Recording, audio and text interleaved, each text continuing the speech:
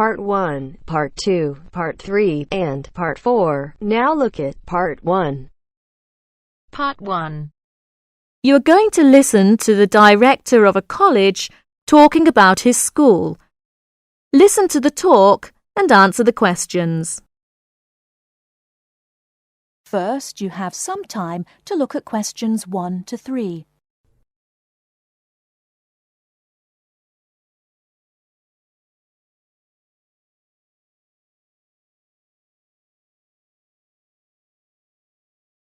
Now we shall begin. You should answer the questions as you listen, because you will not hear the recording a second time. Listen carefully and answer questions 1 to 3.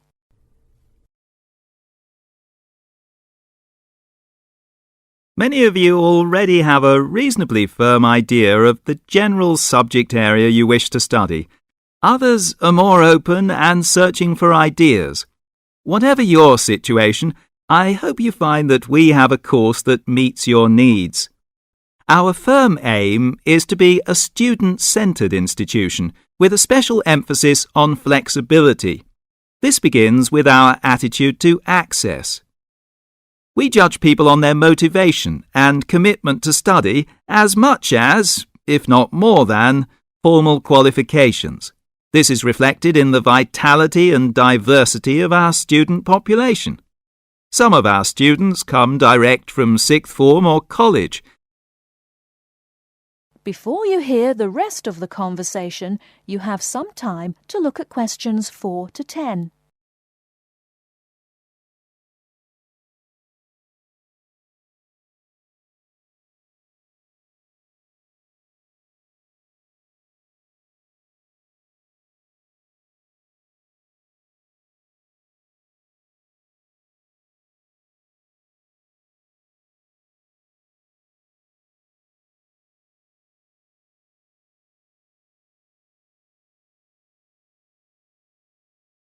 Now listen and answer questions 4 to 10. Others are coming into higher education after a short or long gap from formal education. Some are seeking a specific set of skills with a particular job or profession in mind. Others are retraining or studying to give their careers a new direction or dimension. Some are learning about the very latest scientific, technological and commercial knowledge. Others are stretching their minds on sensitive environmental, social and cultural issues. Even a casual observation of the mix of our student body indicates that we're close to our aim of being a polytechnic for the whole community. To meet our students' needs, we have 500 academic and a further 500 support staff committed to good quality teaching, high standards, and sensitive and sympathetic student care. We have probably the longest experience of understanding and dealing with the differing needs of a diverse student population. I hope you'll find a suitable course at the Polytechnic College.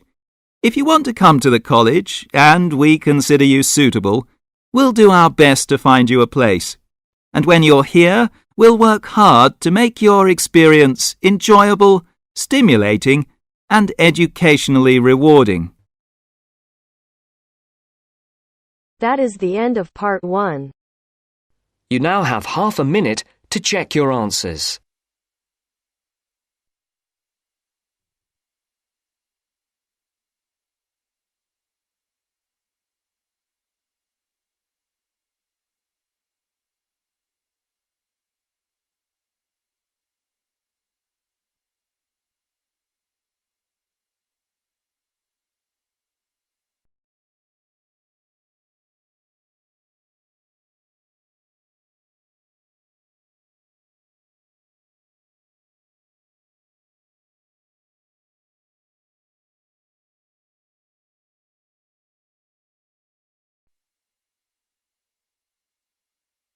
Now turns to Part 2.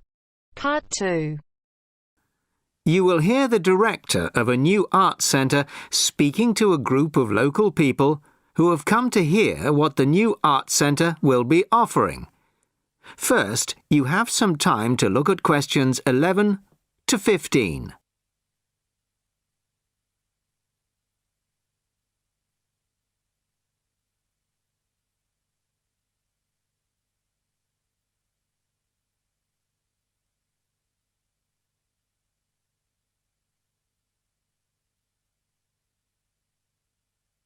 Listen carefully to the first part of the talk and answer questions 11 to 15. Well, good evening, everybody. Thank you all for turning out on this cold, wet evening. Welcome to our new art centre. I'm delighted that so many people are interested in finding out about the facilities and events that we'll be offering. I'll start with the regular evening events that we've scheduled so far. Sunday night will be film club night. Each week we'll be showing a classic film from the 40s, 50s or 60s. Films will start at 6:45 and afterwards there will be an opportunity to discuss the film in the cafe bar for anybody who'd like to. Tickets for the film will be £5, but the discussion afterwards is free, although anybody who wants to buy me a drink is welcome to do so. On Thursday evenings at 7:30, the auditorium is given over to productions by touring theatre companies. This coming Thursday, we're very excited to be welcoming Pizzazz, a drama company featuring both able-bodied and physically handicapped actors. They'll be performing a rather special version of William Shakespeare's The Tempest, featuring music and dance, as well as dialogue. Fridays and Saturdays will be music nights, starting at 8 p.m, with classical or traditional music on the Fridays and pop rock on the Saturdays. However, as the sound system hasn't yet been fully installed, these events won't be starting for another few weeks. As well as evening performances, various events will take place during the day. So far, a mothers and toddlers session has been arranged for Monday afternoons, and of course, anybody can drop in for a coffee or a sandwich. The cafe bar will be open from 11 a.m. to 3 p.m. and 6 p.m. to 11 p.m. Mondays to Fridays, and 11 a.m. to midnight Saturdays and Sundays. Lunch will be served from 12:30 till 2, and light snacks will be available all day. Of course, this programme is just the start, and we expect to be announcing many additional events in the near future. Before you hear the rest of the talk, you have some time to look at questions 16 to 20.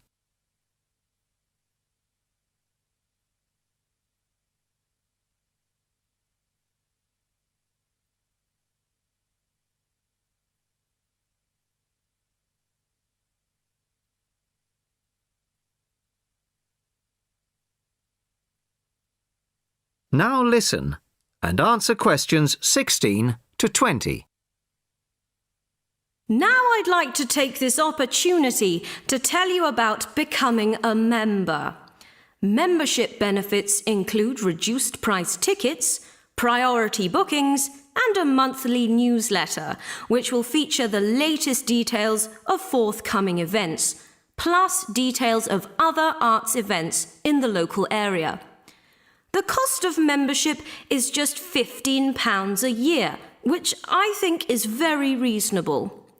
To get a membership card, you'll need to provide us with a passport-sized photo, plus payment, of course, by cash or cheque. We can't accept credit cards, I'm afraid, at least not for the moment. We hope to have credit card payment facilities available in the not-too-distant future. Then, when you want to buy reduced price tickets, you simply show your card at the box office or quote your membership number if you're making a telephone booking. Generally, a membership card will save around 20% on the full ticket price, so it really is very good value. Now we come to the most important part, your suggestions. It's your art centre, so we want to hear what you'd like to see.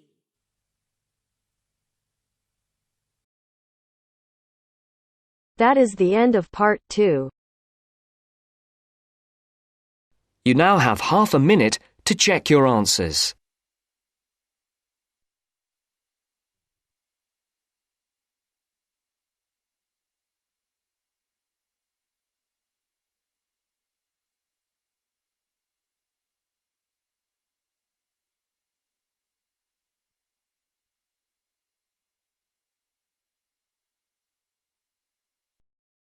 Now turns to part 3.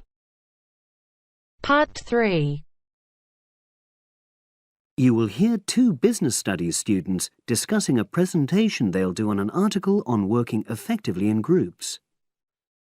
First, you have some time to look at questions 21 to 26.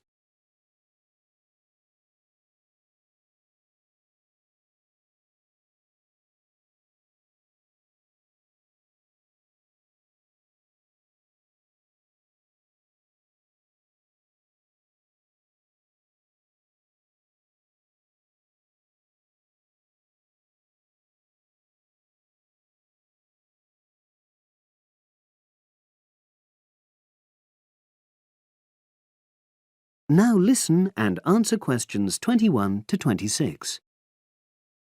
So, Brad, what did you think of the article on group work? Oh, hi, Helen. Yeah, it was pretty good, with helpful pieces of advice on how to make group work effective. I think we were lucky to be given such a straightforward text to present at the management skills seminar. Yeah. Actually, shall we discuss it now? Have you got time?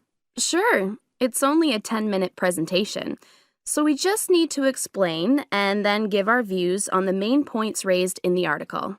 I'll jot down some notes. Right. So, there are 3 main sections. I suggest we start with listening. Yeah, effective listening in groups, because it's not something that's frequently covered on courses in our field. No, and we should say that in the presentation. Yeah. And also effective listening's pretty simple, you know.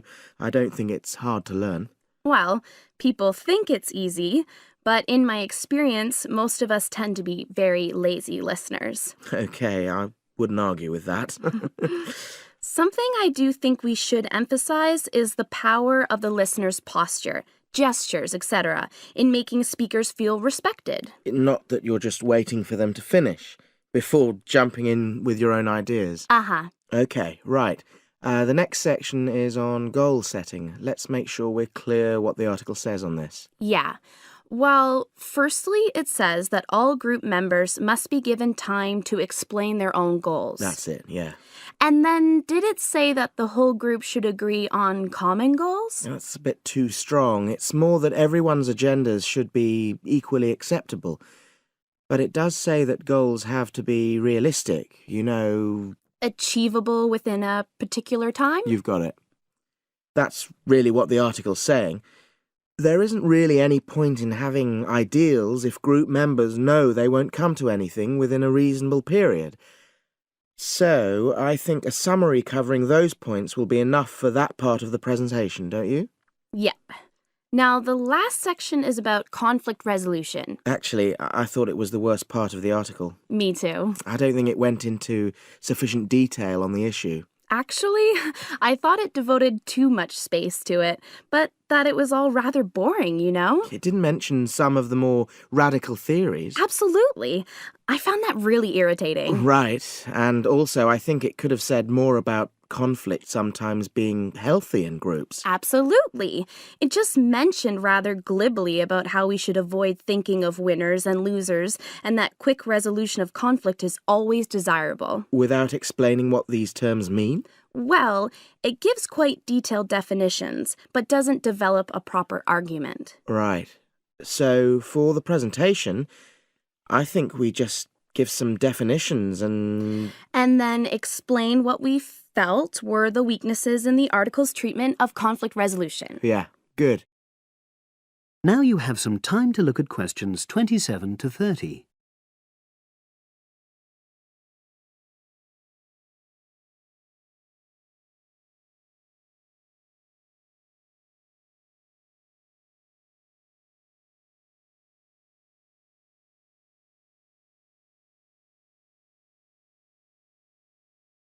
Now listen and answer questions 27 to 30.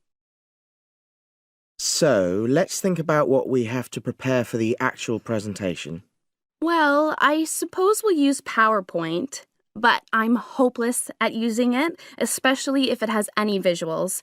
I really have to look into doing a course on it because I know I'll need it in the future. Don't worry, I'm quite happy using PowerPoint and I'll put it together when everything else is ready. That's a relief. But yes, do that later. Okay. Now, I heard the tutor saying we have to include some well-chosen quotations from the article. I'm not sure if we do. I'll email him to find out. No need, I can just have a look at the specs he gave us when he set the task. That'll be quicker. But the tutor definitely said we have to prepare a handout to go with the talk. I'm not really sure how we do that. Sarah did one last year. Who's she? She's doing the same option as me on marketing. I'll ask her advice on what to include. Great. So that just leaves the bibliography at the end. I suppose it'll mainly be articles. Yeah. So we'll just look on the web, and we can leave that till later. But we've been advised against that. Well, we could have a look through some journals in the library. I think we should start by looking through module handbooks. I think that'll give us some good leads. Yeah, you're probably right. So that's all the topics.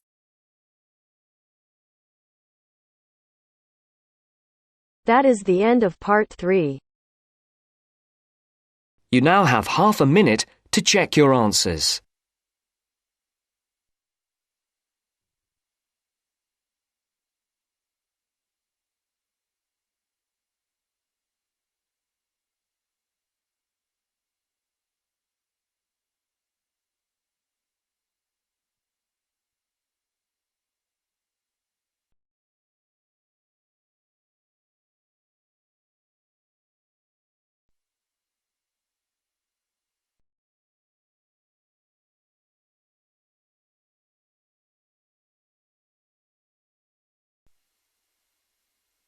Now turns to part 4. Part 4. You will hear part of a careers advice talk on working freelance. First, you have some time to look at questions 31 to 40.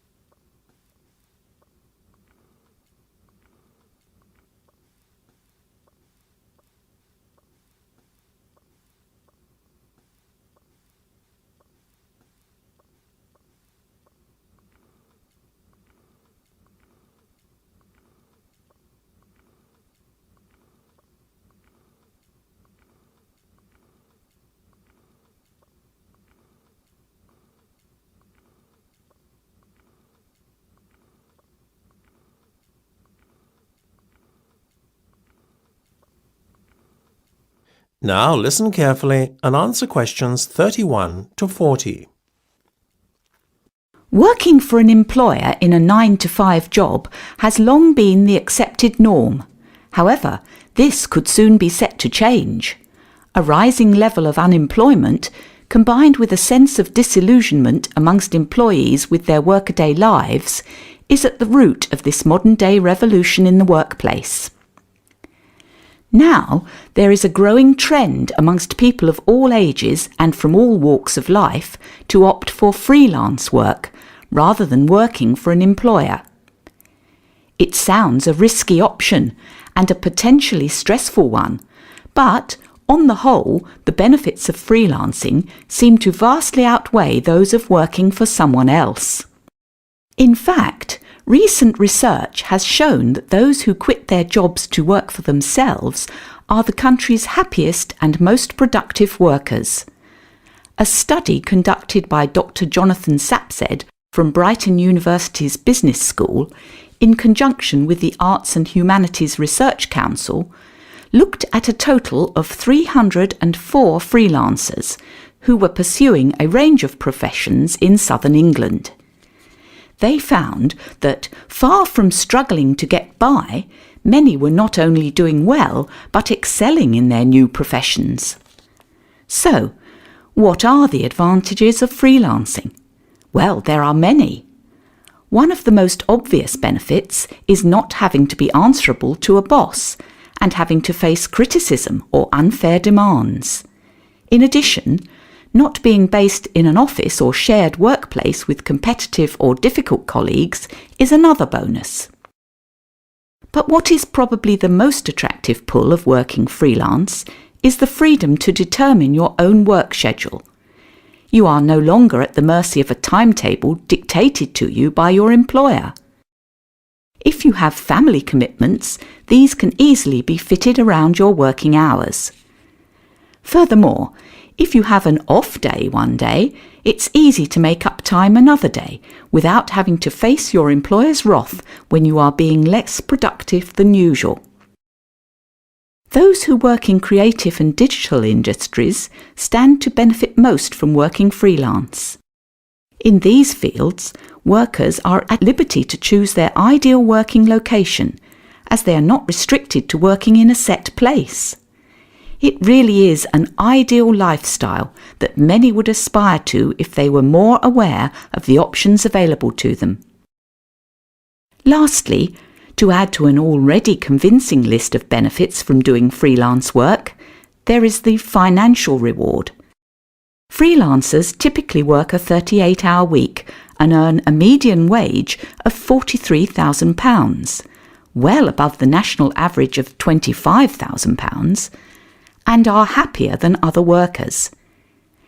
It seems that people are now catching on to the myriad benefits that come with working as a freelancer. Currently, there are about 31 million people in work in Britain, and already 4.6 million are self-employed, thereby displaying the vitality of the freelance economy. In fact, so popular is freelancing becoming that it has even been suggested that the government needs to devise a new tax and other policies to support freelancers. Freelancing would seem to be the future of employment and the way forward. It is certainly well worth considering freelancing if you are doubtful about committing to working in a structured environment